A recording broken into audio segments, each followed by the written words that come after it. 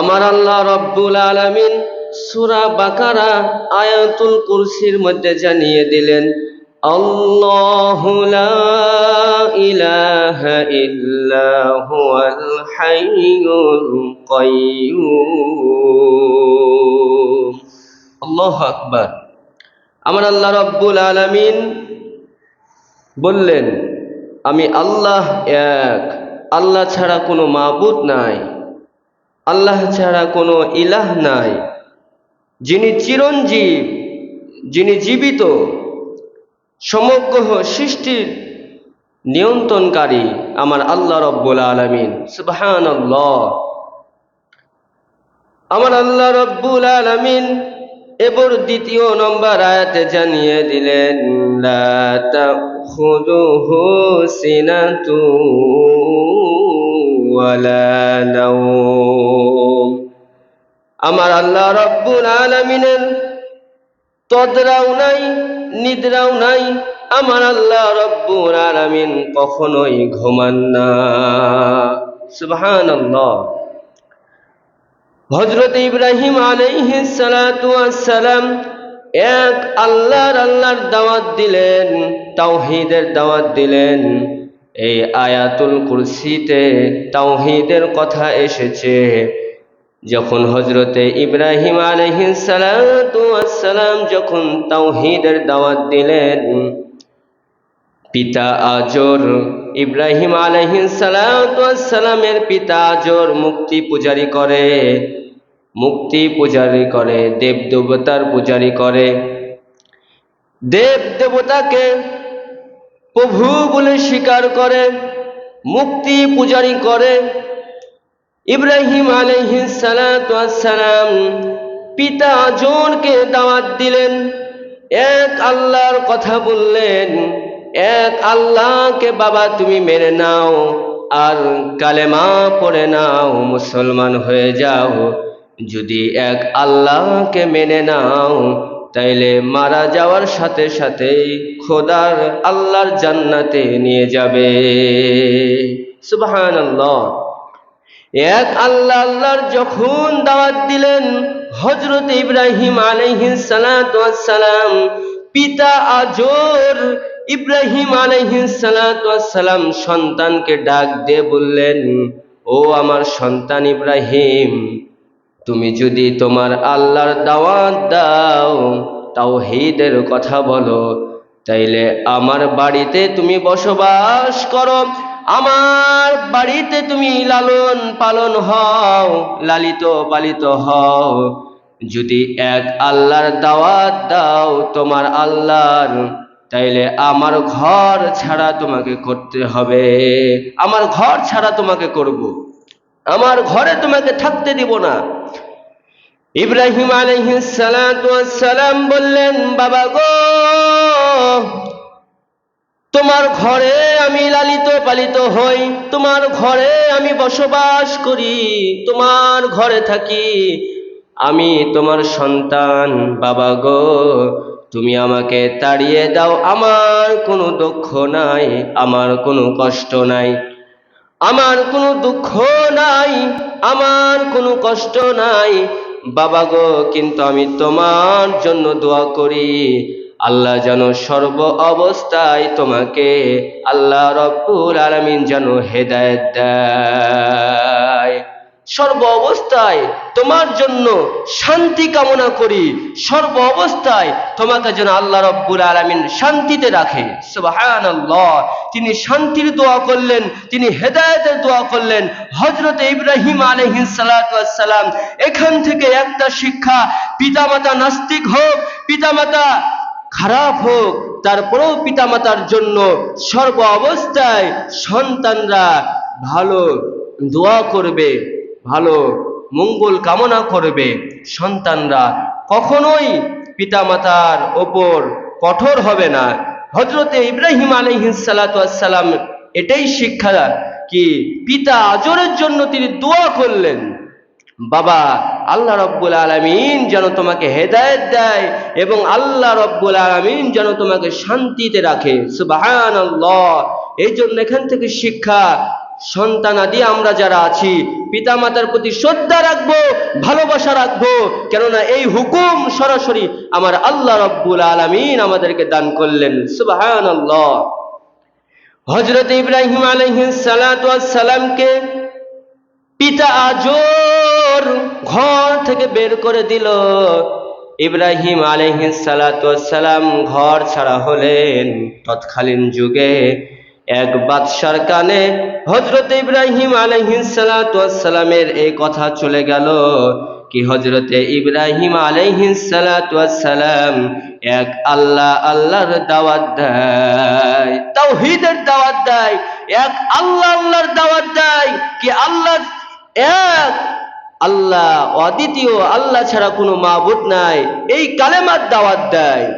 তৎকালীন যুগে বাদশার কানে যখন এই কথা গেল, বাদশাহ ডাক দিয়ে হযরত ইব্রাহিম আলাইহিস সালাতু ওয়াস সালামকে জানিয়ে দিলেন, বললেন, ও ইব্রাহিম, তুমি আমাদের গ্রামে থাকো, আমাদের মহল্লাতে থাকো, অথচ তোমার আল্লাহর দাওয়াত দাও, এক আল্লাহর দাও, কিন্তু এই শহরে এই গ্রামে তো আমরা দেব দেবীর পূজারি করি, এই শহরে আমরা দেব দেবীর কি করি, পূজা করি, দেব দেবীকে প্রভু বলে মানি।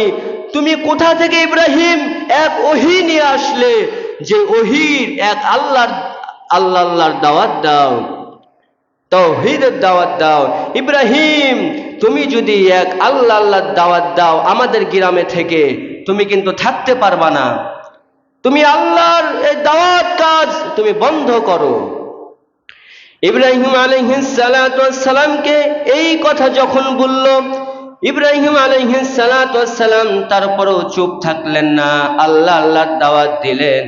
তৎকালীন যুগে বাদশা বলছে, ইব্রাহিম, তুমি যে আল্লাহর দাওয়াত দাও, তোমার আল্লাহ কি করতে পারে একটু আমাদেরকে শোনাও। ইব্রাহিম আলাইহিস সালাতু ওয়াস সালাম বাদশাকে লক্ষ্য করে বললেন, বাদশাকে উদ্দেশ্য করে বললেন, আমার আল্লাহ এমন কিছু কাজ করতে পারে, আমার আল্লাহ সব কিছুর উপর ক্ষমতাশীল। সুবহানাল্লাহ। আমার আল্লাহ কি পারে জানো? আমার আল্লাহ মৃতকে জীবিত বানাতে পারে, জীবিতকে মৃত বানাতে পারে, আমার আল্লাহর এই ক্ষমতা আছে। সুবহানাল্লাহ। আপনাদের কাছে প্রশ্ন, আল্লাহ রাব্বুল আলামিন বলেন তো, মৃতকে জীবিত বানাতে পারেন, আবার জীবিতকে মৃত বানাতে পারেন, এই ক্ষমতা কার বলুন তো? আমার আল্লাহ। আল্লাহ বলেছেন, ইন্নাল্লাহা আলা কুল্লি শাইইন কাদির, সমস্ত উপর ক্ষমতাশীল আমি আল্লাহ রাব্বুল আলামিন, আমার আল্লাহ রাব্বুল আলামিন ক্ষমতাশীল। ইব্রাহিম আলাইহিস সালাতু ওয়াস সালাম যখন এই কথা বলল, বাদশাহ এবার কি করলো? বাদশাহ বলছে, তোমার আল্লাহ এই কাজ করতে পারে, আমি বাদশাও এই কাজ করতে পারি তোমার আল্লাহর মতো। বাদশাহ এবার কি করলো? বাদশাহ জেলখানা থেকে দুইজন কয়েদিকে নিয়ে আসা হলো। দুইজন কয়েদিকে নিয়ে এসে একজনকে বাদশাহ ছেড়ে দিল, আর একজনকে হত্যা করে ফেললো। এবার বাদশাহ বলতেছে, দেখো, যাকে ছেড়ে দিলাম ওকে আমি জীবিত অবস্থায় ছেড়ে দিলাম, ওকে জীবন দান করলাম, আর যাকে মেরে ফেললাম তাকে আমি মেরে ফেললাম, মৃত্যু দিয়ে দিলাম।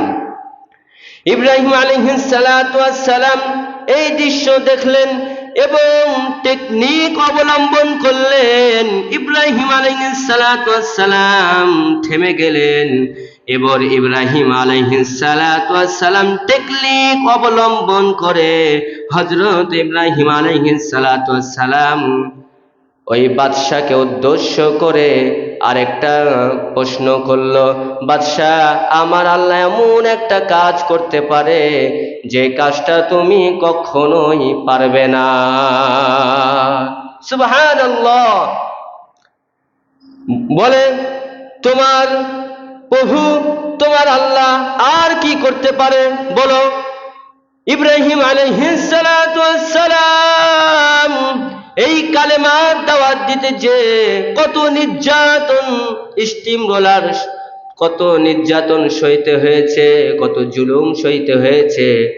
ইব্রাহিম আলাইহিস সালাতু ওয়াস সালাম এবার বাদশাকে বললেন, আমার আল্লাহ আরেকটা কাজ কেমন করতে পারে দেখো। আমার আল্লাহ পূর্ব দিকে সূর্য উঠায় আর পশ্চিম দিকে সূর্য ডুবায়। তুমি যদি আল্লাহ হও, তোমার যদি শক্তি থাকে, এই বিষয়টা, এই কাজটা আমাকে করে তুমি দেখাও। আল্লাহু আকবার। বাদশা চুপ হয়ে গেল। বাদশাহ এই কাজটা করা সম্ভব না। বাদশা চুপ হয়ে গেল, কেননা আমার আল্লাহ, আপনার আমার দয়ার আল্লাহ, যিনি পূর্ব থেকে সূর্য উঠায় পশ্চিম দিকে সূর্য ডুবায়, এটা বাদশার পক্ষে সম্ভব না। বাদশা চুপ হয়ে গেল, কয় কাজটা আমি করতে পারবো না। এবার ইব্রাহিম আলাইহিস সালাতু ওয়াস সালামকে বললেন, এই কাজ আমি করতে পারবো না। অবশ্যই তুমি তোমার আল্লাহর দাওয়াত দিচ্ছ, তাওহীদের দাওয়াত দিচ্ছ, তোমাকে ছাড় দিব না। তুমি এই দাওয়াত দেওয়ার কারণে তোমাকে আগুনে আমরা নিক্ষেপ করব। আল্লাহু আকবার। বাদশাহ সকলকে ডাকলেন, ডেকে সকলকে বললেন, ইব্রাহিম আলাইহিস সালাতু ওয়াস সালাম এক আল্লাহর দাওয়াত দেয়, তাওহীদের দাওয়াত দেয়, রিসালাতের দাওয়াত দেয়, এমন একটা ওহীর দাওয়াত দেয়, এই দাওয়াত আমরা কখনোই মানব না। ইব্রাহিম আলাইহিস সালাতু ওয়াস সালামকে আগুনে নিক্ষেপ করতে হবে।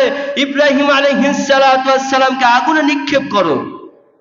বাদশার এই কথাতে সকলেই ইব্রাহিম আলাইহিস সালাতু ওয়াস সালামকে আগুনে নিক্ষেপ করে দিল কালেমার জন্য, আল্লাহর দাওয়াত দেওয়ার জন্য। বাদশার কথাতে সকলেই তাকে কি করলো? আগুনে নিক্ষেপ করে দিল। ওই অবস্থায় আমার আল্লাহ রব্বুল আলামিন চুপ থাকলেন না। কোরআনে কারিমের মধ্যে সূরা আম্বিয়া 69 নম্বর আয়াতে আমার আল্লাহ রব্বুল আলামিন জানিয়ে দিলেন, ইয়া নারু কুনি বারদাও ওয়া সালামান আলা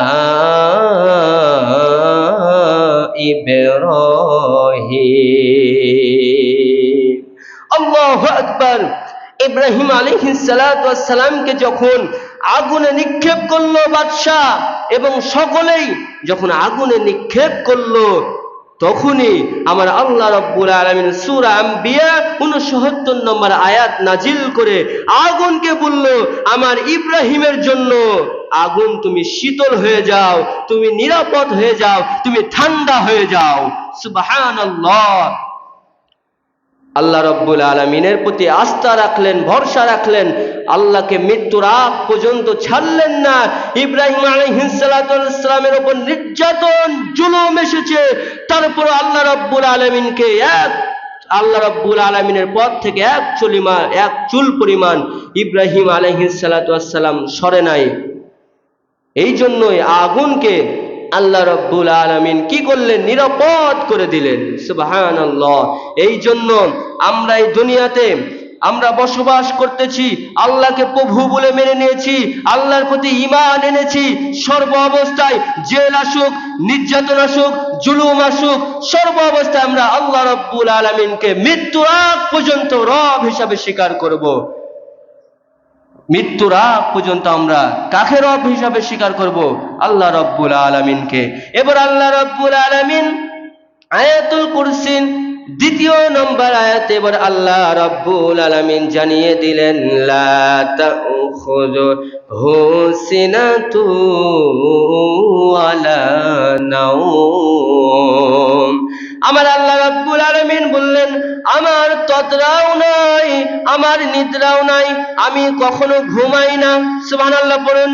মুসা আলাইহিস সালাতু ওয়াস সালাম মাঝে মাঝে আল্লাহ রাব্বুল আলামিনকে উদ্দেশ্য করে বলতেন, ও আল্লাহ গো, তুমি কি ঘুমাও না? নিশ্চয় কিন্তু তুমি ঘুমাও। মুসা আলাইহিস সালাতু ওয়াস সালাম আল্লাহকে বললেন, আল্লাহ তুমি কি ঘুমাও না? নিশ্চয় তুমি ঘুমাও।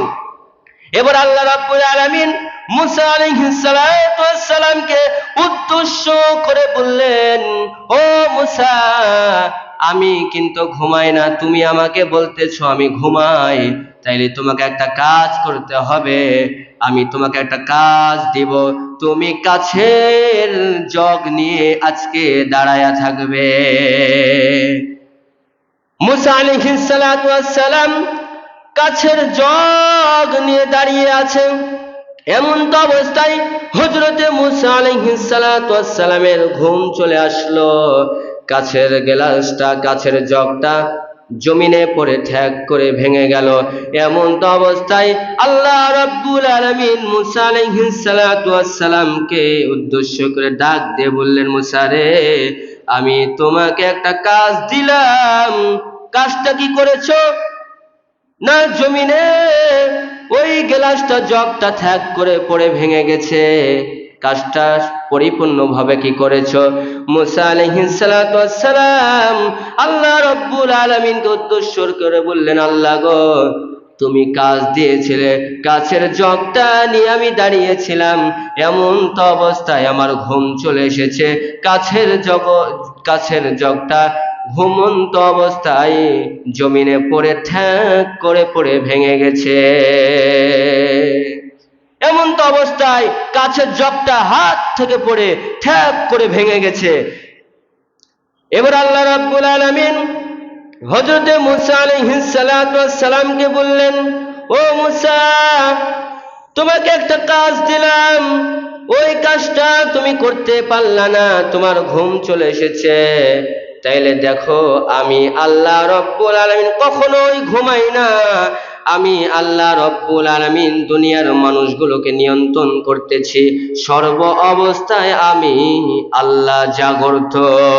আমি আল্লাহ রাব্বুল আলামিন যদি ঘুমিয়ে যাই, তামাম পৃথিবীগুলো আস্তে আস্তে সব ধ্বংস হয়ে যাবে। তামাম পৃথিবী, আমি আল্লাহ রাব্বুল আলামিন যদি ঘুমিয়ে যাই, তামাম পৃথিবী এমনিতেই ঘুমিয়ে যাবে, তামাম পৃথিবী ধ্বংস হয়ে যাবে। তাইলে আল্লাহ রাব্বুল আলামিন সর্ব অবস্থায় জাগ্রত, আল্লাহ সর্ব অবস্থায় আমাদেরকে নিয়ন্ত্রণ করতেছে, সর্ব অবস্থায় আমাদেরকে দেখতেছে, আল্লাহ কখনোই ঘুমায় না। এরপর মুসা আলাইহিস সালাতু ওয়াস সালামের বুঝে আসলো। এই জন্য আয়াতুল কুরসির অনেক শিক্ষা, আয়াতুল কুরসির মধ্যে অনেক শিক্ষা আছে, আল্লাহ রাব্বুল আলামিনের পরিচয় আছে, একত্ববাদের পরিচয় আছে, তাওহীদের পরিচয় আছে।